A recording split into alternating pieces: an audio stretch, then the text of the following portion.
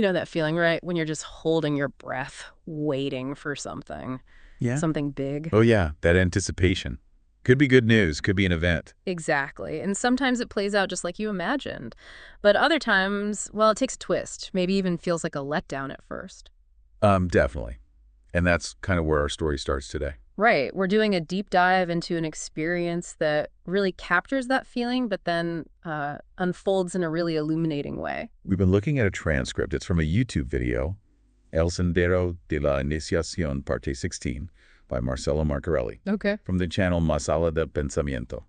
And it's framed as this very personal account from inside what they call a mystery school of ISIS. A mystery school. So like a group focused on deeper spiritual learning, esoteric knowledge maybe. Pretty much. The community's dedicated to inner growth, passing down specific teachings.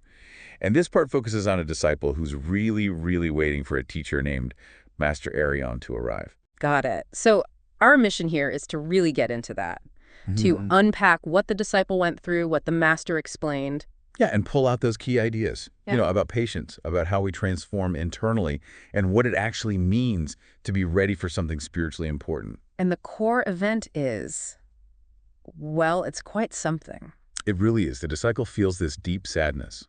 He thinks his wait for Arion is over, that it didn't happen like he hoped. And then suddenly, this video he was working on somewhere else in the house just starts playing, all by itself. Whoa. And the video was about? Look at this. It was about his own anticipation, his own waiting for Arion's arrival. Wow. Okay, let's dig into that. So the disciple's feeling pretty low. Yeah, really invested, clearly sensitive about it. He even apologizes to the master he is with, thinking he was maybe arrogant to assume the wait was ending. There's a real vulnerability there. Definitely. And then boom, the video starts. Total surprise. Wonder, even. And his first thought is supernatural. Sort of, yeah. Could Arion have done that from, like, another dimension? His mind is scrambling for an explanation, trying to connect it back to Arion. Right, trying to make sense of the inexplicable. And the master's response is key here, isn't it? Absolutely. Very calming. He says, look, no need for apologies. In our dimension, he says there's no offense, just truth. Okay. He acknowledges the sadness, doesn't dismiss it, but reframes it completely. How so? He uses this powerful analogy. He says the sadness is like the husk of the soul being shed. The husk, like an outer layer falling away. Exactly. The discomfort isn't bad. It's just the friction of growth. The pain is the echo of the old self, afraid of losing ground as the new emerges. That's a fascinating way to put it. Pain as progress, not failure. Right. Not punishment. Yeah. And then he tackles the video mystery head on. What does he say about that? He explains it as Arion's direct response, a gentle nudge saying, I'm already here, just not how your mind expected. So it's about expectation versus reality. We build these mental pictures. And get thrown when things don't match. But the master's saying the connection is there, just operating differently. He talks about frequency. The frequency, like a vibrational thing. Yeah, the heart opening to a new frequency. He calls the video activating a vibrational manifestation. Not a glitch, But a real sign, a material reflection of that active connection. Precisely. Like the inner shift is causing ripples outside. A subtle influence. So the video isn't random. It's a signal, proof of connection, and Arion hasn't left. No, quite the opposite. He's closer, preparing them. That waiting period wasn't just thumb twiddling. It was crucial maturation, inner growth. Okay. And the master actually calls the video incident a gift. Yes, a gift within the waiting.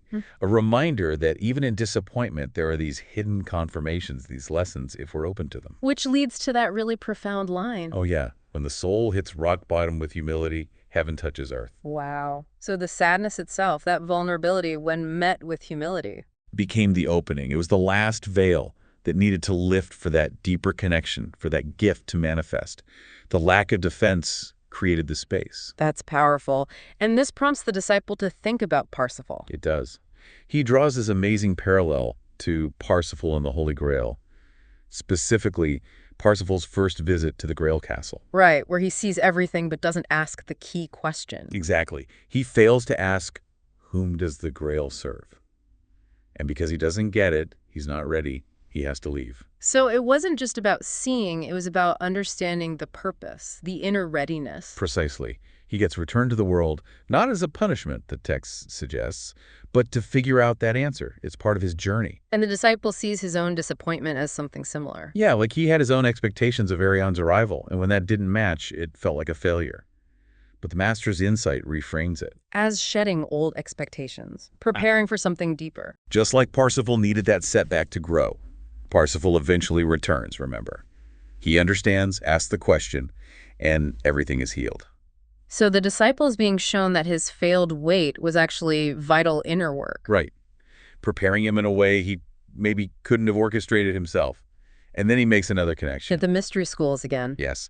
He remembers how, in ancient traditions, you'd apply, put your intention out there, but then you had to let go. Forget about it almost, and just wait to be called. Exactly. Surrender the need to control the timing or the outcome. Trust the process. That requires real faith, doesn't it? It does. And the master just smiles, confirms it. Your soul has remembered the truth. He validates that intuition. He says the core experience is the same as Parsifal's journey. And Parsifal's initial problem wasn't just silence, was it? No, the master clarifies. He saw the miracle, but his heart was still clouded by emotions, doubts, his own ideas of how things should be. Spiritual immaturity, you could say. That's the idea. So his silence reflected that inner state. And being sent away wasn't punishment. It was redemption. A chance to complete the cycle. To come back with understanding, not just wanting something. Exactly. And then the master kind of pivots, addressing us, the listener. What does he say? He says, you have asked that question, not with your lips, but with your life. The question Parsifal failed to ask, whom does the sacred serve? So our lives, our searching, our efforts, that's us asking the question. That's the implication. And this experience, for the disciple, and maybe for us listening, marks the start of living the answer. And the answer is? The Holy Grail serves the heart that has learned to serve. It flips everything. It's not about receiving. It's about the orientation of the heart. Towards service. Selflessness, not personal gain. Right, which loops back beautifully to the mystery school idea. How so? The master explains you can only knock. The door opens when the inner fire transforms, becomes harmless, pure, transparent. Meaning the ego's need for validation just dissolves. Pretty much. That need for external recognition dies away. It's an internal purification. So initiation isn't a test imposed from outside. No, it's an internal shift, a transformation within you. You have to become the door, not force it open. Exactly.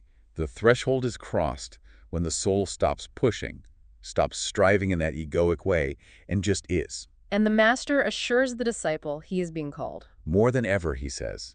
But the call won't be words. It'll be vibrational, felt in full silence. Silence not as emptiness, but as deep receptivity. Right. That silence is the entry point. That's where the awaited one arrives. And then the final empowering message for the listener. Yeah. You are already a carrier of the Grail. You no longer need to seek it, only learn to hold it. Wow. So what we're looking for might already be here, inside us. We just need to develop the capacity, the inner state, to recognize it and, well, hold it, nurture it. Okay, so wrapping this up. This deep dive really hammers home the difference between chasing something externally and cultivating that inner readiness. Absolutely. And the power of patience, even through disappointment. That waiting time is transformative. And how these big shifts can show up in really unexpected ways, like that video turning on. That video is such a potent symbol, isn't it? Yeah. A vibrational signal.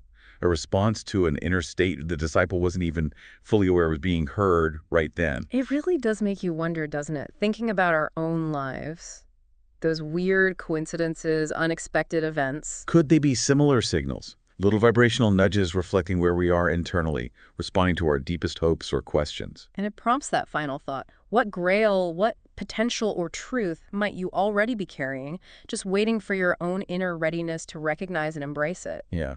It invites us to think less about chasing things out there and more about cultivating the inner space to receive what might already be unfolding within.